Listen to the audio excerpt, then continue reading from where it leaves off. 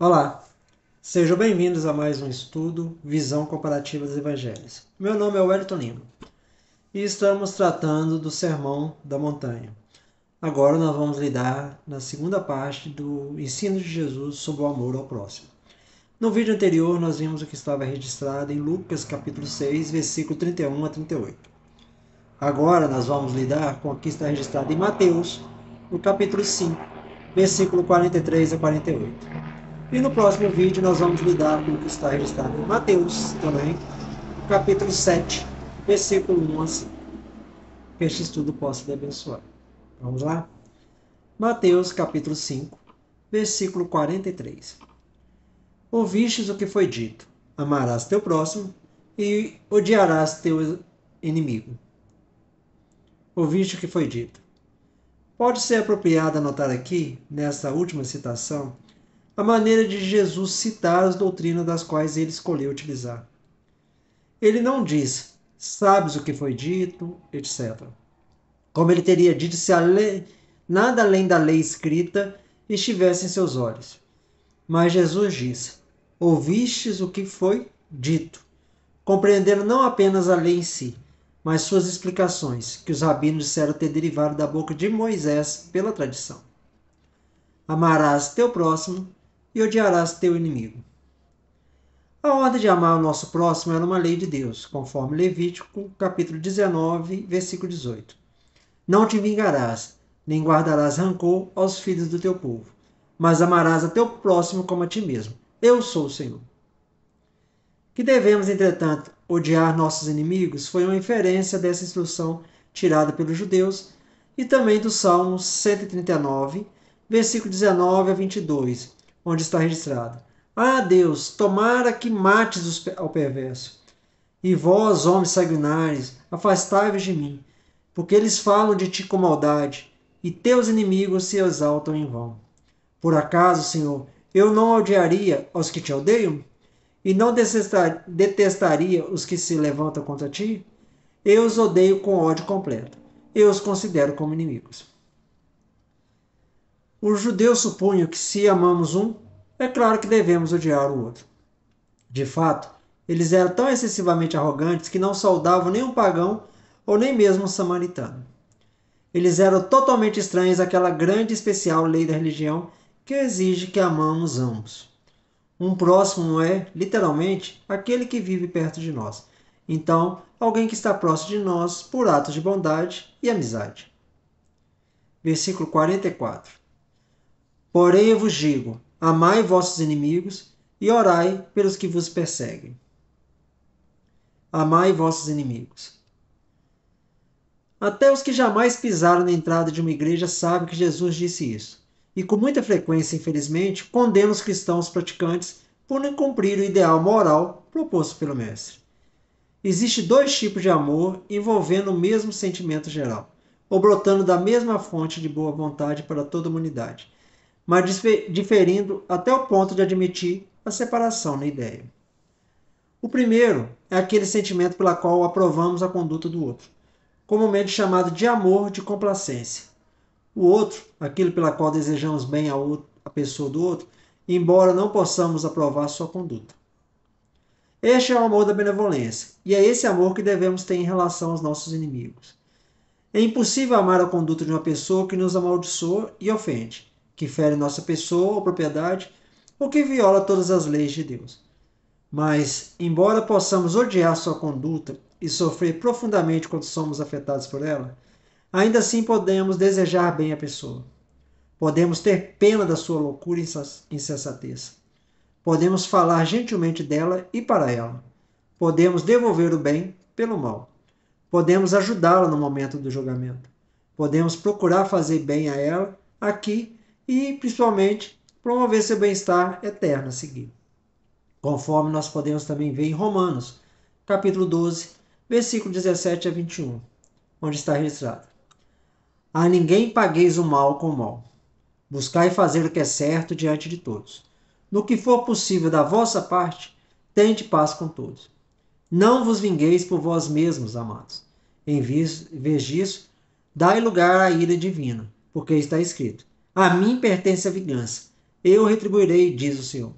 Mas se o teu inimigo tiver fome, dá-lhe de comer. Se tiver sede, dá-lhe de beber.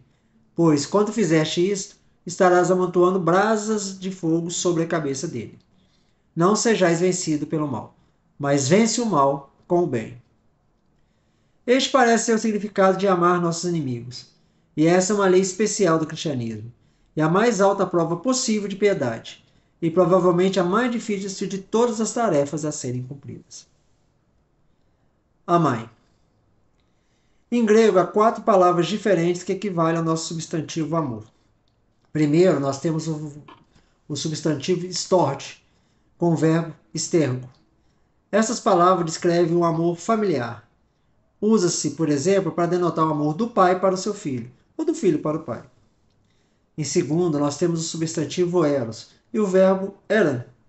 Essas palavras denotam o amor de um homem por uma mulher. Sempre indicam a existência de alguma medida de paixão. Sempre se trata de amor sexual. Nessas palavras não há nada essencialmente mal. Descreve simplesmente o amor humano apaixonado. Mas com o correr do tempo se foram tingidos com uma conotação de desejo pecaminoso mais do que de amor, e não aparece sequer no Novo Testamento. Terceiro, nós temos o substantivo filia, com seu verbo correspondente filéu. Esta é a palavra mais cálida e terra que tem o grego para falar do amor. Descreve o verdadeiro amor, o verdadeiro afeto. É a palavra que denota um amor tenro, carinhoso, quente, a forma mais elevada de amor. E por último, nós temos o substantivo ágape, com o verbo agapau. Ágape é a palavra que se usa neste texto. O verdadeiro significado de ágape é invencível benevolência, infinita boa vontade. Se considerarmos uma pessoa com ágape, esta classe de amor, não nos importará o que essa pessoa possa fazer ou nos fazer. Não importará a maneira em que nos trate, se nos insulta ou injuria ou ofende. Nunca permitiremos que nos invada o coração outro sentimento que a melhor e mais elevada boa vontade. Sempre olharemos com essa benevolência indescritível que busca, em toda situação, o melhor bem para o outro. A partir dessas 4 palavras, podemos extrair algumas conclusões. Jesus nunca nos pediu que amássemos a nossos inimigos do mesmo modo que amamos a nossos seres amados, àqueles que estão mais perto de nós ou aos que nos são mais queridos. A palavra que usa aqui é diferente. Amar a nossos inimigos do mesmo modo que amamos a nossos seres amados não somente seria impossível, mas também incorreto. Trata-se de um tipo diferente de amor.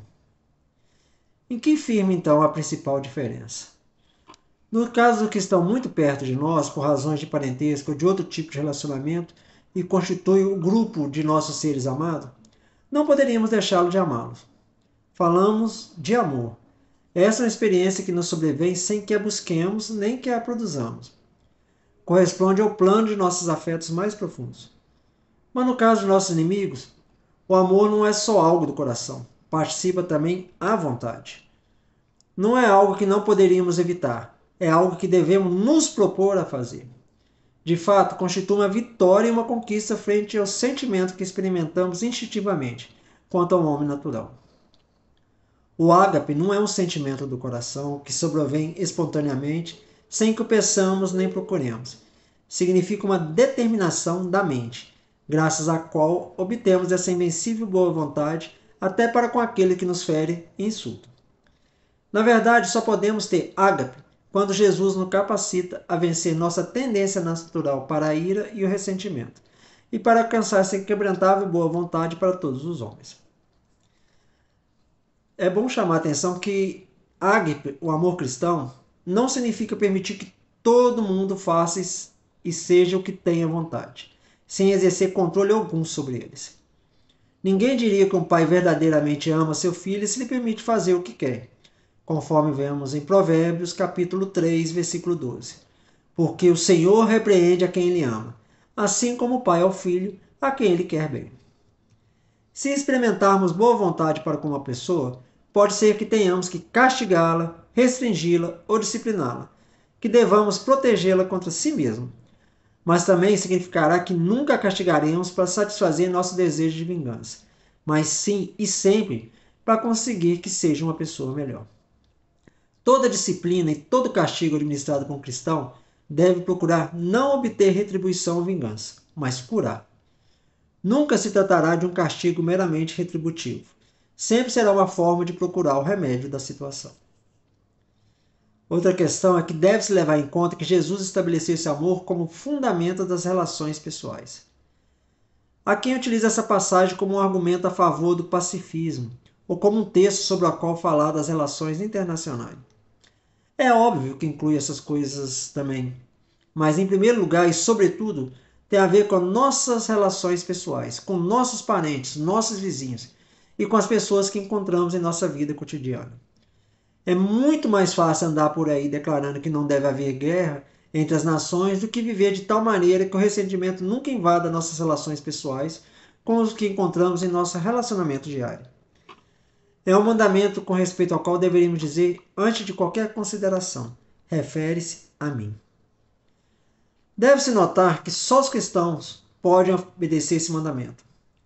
Somente a graça de Jesus Cristo pode pôr alguém em condições de experimentar uma benevolência invencível para com todos os seus semelhantes na relação cotidiana com eles. Somente quando Cristo vive em nossos corações desaparece o ressentimento e floresce o amor. Diz que o mundo seria perfeito se todos os seus habitantes vivessem segundo os princípios estabelecidos pelo Sermão da Montanha. Mas a realidade é que ninguém pode nem sequer começar a viver segundo esses princípios sem a ajuda de Jesus Cristo. Necessitamos de Cristo para serem capazes de viver segundo os mandamentos de Cristo. Orai pelos que vos perseguem, por aqueles que estão em guerra contínua contra nós, e constantemente nos assediando e caluniando. Ore por eles. Este é outro preceito primorosamente razoável. Não podemos mudar o coração daquele homem perverso, e enquanto estiver inalterado, ele continuará a nos atormentar. Só Deus pode mudar. Então devemos implorar a Deus para que Ele o faça, o que garantirá imediatamente a salvação da pessoa e contribuirá muito para a nossa própria paz. Orai. Este deve ser nosso comportamento com respeito aos outros. Jesus nos ordena orar por eles. Ninguém pode orar a favor de outro ser humano e seguir odiando. Quando se apresenta ante Deus junto com o outro, a quem se sente tentado odiar, acontece algo em seu interior. Não podemos seguir odiando a outro ser humano na presença de Deus. A forma mais segura de que eliminar o ressentimento é orar por aquele a quem nos sentimos tentados a odiar. Persegue. Aqueles que o pressionam e o perseguem com ódio e malícia acompanhados de repetitivos atos de inimizade. O homem pode ser nosso inimigo de 3 maneiras diferentes. Primeiro, em seu coração, pelo ódio, o que devemos confrontar com amor. Segundo, com suas palavras, quando amaldiçoa ou usa imprecações desagradáveis contra nós, o que devemos refutar com boas palavras e bênçãos. Terceiro, em suas ações, continuamente nos assediando e abusando, quando devemos opor-nos através de uma oração contínua a Deus pela salvação desse homem. Versículo 45. Para que sejais filhos de vosso Pai que estás no céu, porque ele faz seu sol sair sobre maus e bons, e chover sobre justos e injustos. Para que sejais filhos de vosso Pai. Os cristãos são chamados de filhos de Deus em vários desses sentidos, como seus filhos conforme adotados, como seus discípulos, como imitadores dele. Nessa passagem, a palavra é aplicada a eles porque, ao fazer o bem aos inimigos, eles se assemelham a Deus. Como o filho de um homem é chamado de seu, por ser um participante da sua própria natureza, é dito que uma pessoa santa é um filho de Deus porque é um participante da natureza divina. Ele faz seu sol sair sobre maus e bons, e chover sobre justos e injustos. A razão por que devemos possuir essa indescritível benevolência e invencível boa vontade é que Deus as tem. E se nós podemos chegar a possuí-las, poderemos nos tornar nada menos que em filhos de Deus, ou seja, em seres humanos de um caráter similar ao de Deus. Portanto, o povo de Deus deve mostrar que o imita e se assemelha a ele, ou que possui o seu espírito, fazendo o bem de maneira semelhante. Se Deus não tivesse nos amado enquanto éramos seus inimigos, nunca poderíamos nos tornar seus filhos, e deixaremos de ser assim quando deixarmos de imitá-lo. Versículo 46. Pois se amardes os que vos amam, que recompensa tereis? Não fazem os publicanos também o mesmo? Que recompensa tereis? A palavra recompensa parece ser usada no sentido de merecer elogios. Se nós amamos apenas aqueles que nos amam, somos egoístas. Não é amor genuíno pelo caráter, mas amor pelo benefício. E nós não merecemos elogios. Os próprios publicanos fariam o mesmo. Os publicanos, os cobradores de impostos. A Judéia era uma província do Império Romano. Os judeus suportaram esse jugo estrangeiro com grande impaciência e pagaram seus impostos com grande relutância. Acontecia, portanto, que aqueles que foram nomeados para cobrar impostos eram alvos de grande detestação. Além disso, eles eram pessoas que deveriam executar seus cargos sob todos os riscos, homens que estavam dispostos a se envolver em um emprego odioso e odiado, pessoas frequentemente de caráter duvidoso, opressivas em suas arrecadações e dissolutas em suas vidas. Para os judeus, eles eram associados em caráteres a ladrões e adúlteros, com o profano e o dissoluto. Jesus diz que mesmo essas pessoas miseráveis amariam seus benfeitores. Versículo 47. E se saudardes somente os vossos irmãos, o que fazeis demais? Não faz os gentios também assim? Se saudardes somente os vossos irmãos. A palavra saudardes aqui significa mostrar os sinais costumeiros de civilidade, ou tratar com as marcas comuns da amizade, que compreendia também uma bênção que os judeus não diziam aos pagãos. Jesus diz que os piores homens, os próprios publicanos, fariam isso. Os cristãos deveriam fazer mais. Eles devem mostrar que têm um espírito diferente. Eles devem tratar seus inimigos, assim como as pessoas más fazem com seus amigos, também os abençoando. Versículo 48. Portanto, sede vós perfeitos, assim como o vosso Pai Celestial é perfeito. Sede vós perfeitos. A ideia da palavra grega de perfeição é funcional. Uma coisa perfeita quando se realiza plenamente o propósito para o qual foi planejado, projetado e feito. Um homem é perfeito se ele percebe o propósito para o qual foi criado e enviado ao mundo. Com que finalidade foi criado o homem? A Bíblia não nos deixa em dúvida quanto a isso. Na história da criação, o homem foi criado para ser a imagem e semelhança de Deus, conforme registrado em Gênesis capítulo 1, versículo 26. E disse Deus: façamos ao ser humano a nossa imagem, conforme nossa semelhança. A característica de Deus é essa benevolência universal, essa boa vontade invencível, essa constante busca do bem supremo de cada homem. Tendo em mente qual era o assunto em pauta, abordado por Jesus, fica fácil entendermos em que sentido devemos ser perfeitos em relação ao nosso Pai Celestial. Essa maturidade espiritual tem a ver com a atitude de amor e misericórdia para com os nossos amigos e inimigos. Atingir essa meta não é fácil e não se alcança em um dia, mas é a luta de toda uma vida. Perfeitos. A palavra perfeita é uma tradução do original grego que significa literalmente plenamente desenvolvido, amadurecido, completo, maduro, adulto, entre outros sentidos semelhantes. Assim como o vosso Pai Celestial é perfeito. Quando o homem reproduz em sua vida a incansável, perdoadora e sacrificial benevolência de Deus, se faz semelhante a Deus e, portanto, é perfeito no sentido de que o Novo Testamento dá a essa palavra. Para dizê-lo de maneira ainda mais singela, o homem mais perfeito é aquele que mais se importa para com os outros. O ensino de toda a Bíblia é que somente alcançamos a plenitude de nossa humanidade quando nos assemelhamos a Deus. A única coisa que nos pode assemelhar a Deus é esse amor que jamais deixa de interessar-se pelos outros. Façam a ele o que fizerem. Alcançamos a plenitude de nossa humanidade e ingressamos na perfeição cristã quando aprendemos a perdoar como Deus perdoa e amar como Deus ama. Que este estudo lhe tenha abençoado. Nos vemos no próximo vídeo. Até lá.